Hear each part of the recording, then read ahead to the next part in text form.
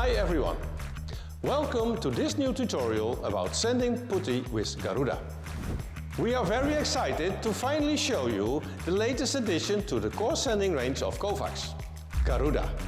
Today I will show you how to sand putty fast and with power with the Garuda sheets and discs.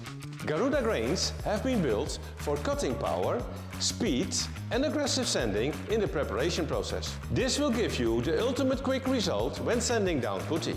I will start with the 120 sheet to quickly remove excess putty.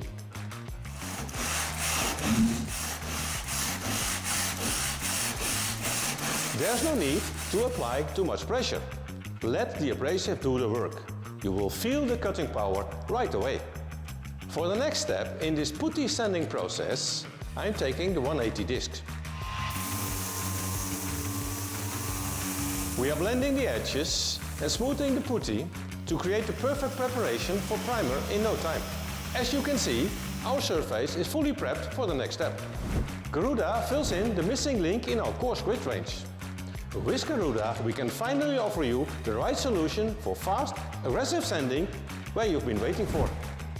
Go try it out yourself and experience the ultimate cutting power.